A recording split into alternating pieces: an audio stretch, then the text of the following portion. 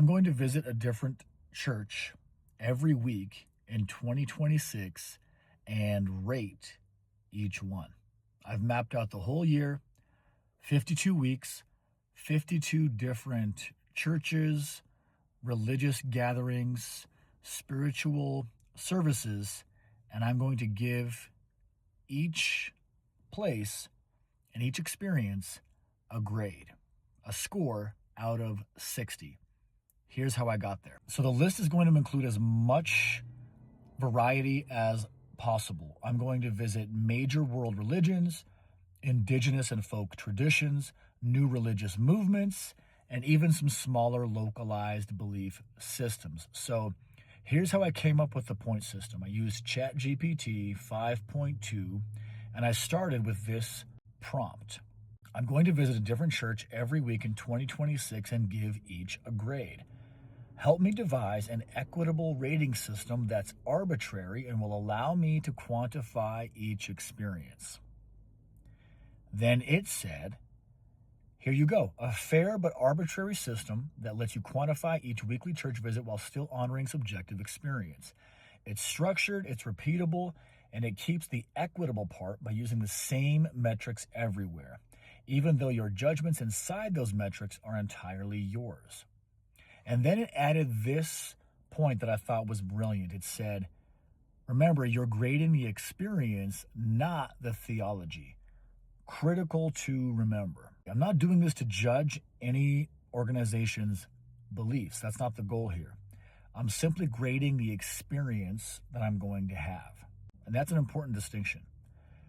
So ChatGPT then created a list of 10 categories by which I could rate each service out of 10, equaling a potential of 100 points.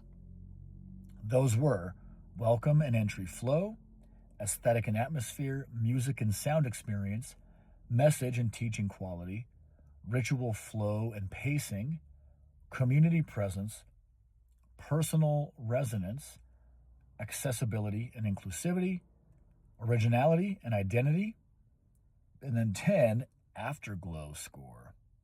Interesting. So we're off to a good start, but I wasn't quite satisfied yet. So then I said, just as a note to myself, I also want to add that points should be subtracted for messaging that alludes to superiority, elitism, prosperity gospel, bullying, segregation, and self-aggrandizement.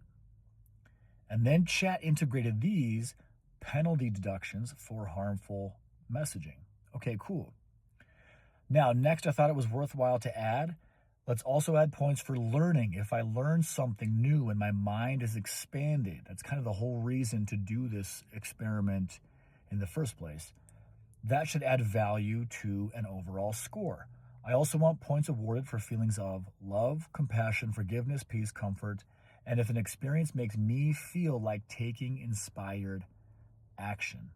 Chat agreed, no surprise, and integrated points for learning and what it called heart. Okay, cool. Then after it updated the scoring rubric, I wanted to do a gut check to make sure I was on the right track. And again, I want this whole experience to be as fair as possible, right?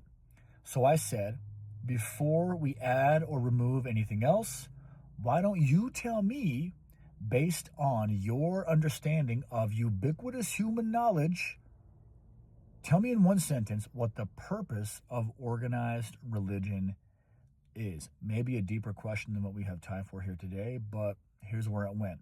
What a thing for an unconscious tool to take a stab at, right?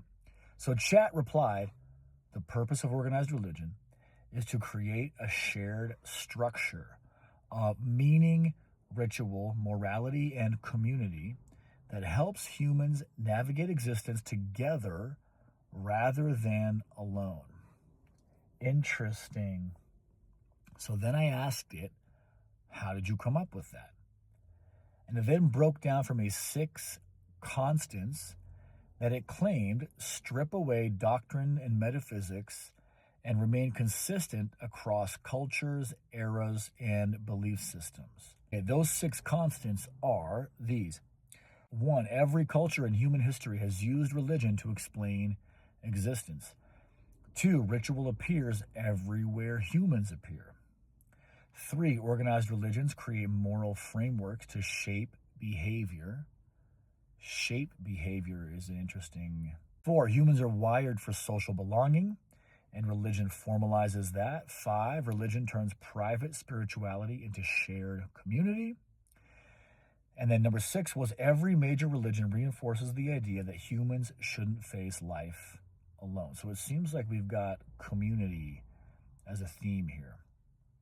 That's pretty damn good. I was satisfied with that reasoning, so I wanted to update the scoring system to reflect this development in our conversation. So I said, great. I want you to forget your original list of 10 things. I want you to create a new list with less than 10 quantifiable metrics that include the 4 points you just made and the 2 additions I recently added. So then, Chat made a new system with 6 metrics worth 10 points each for a new possible total score of 60. Those 6 metrics that I'm going to be grading, not judging, just grading each spiritual church religious gathering experience on are as follows. Number 1, message and meaning.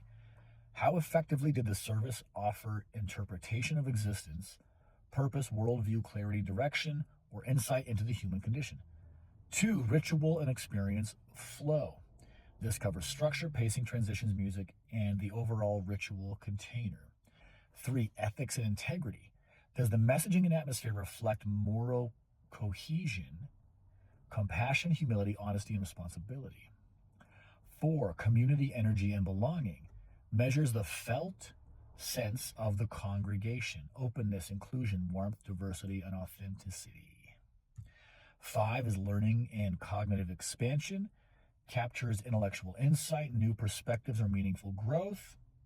And then lastly, number 6, heart resonance or emotional impact.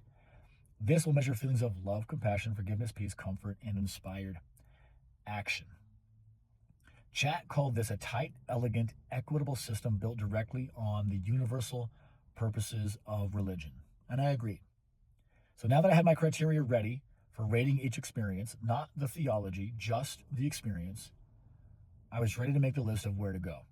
I don't want to give away the whole list yet. That would spoil the fun, but these are the first 4 places ChatGPT suggested I check out just to give you a preview of the type of services I want to attend and how broad the diversity in these services is going to be. So I'm going to check out the Salt Lake Buddhist Temple, the Sikh Temple of Utah, the Utah Islamic Center, and First Unitarian Church of Salt Lake City. Those are going to be the first 4 that I'm going to go to. And to keep things fair, I'm going to choose these locations randomly, not reveal where I'm going to be going ahead of time, but I'll post updates here every week with a score for each spot. So follow along if this sounds interesting to you, and stay tuned.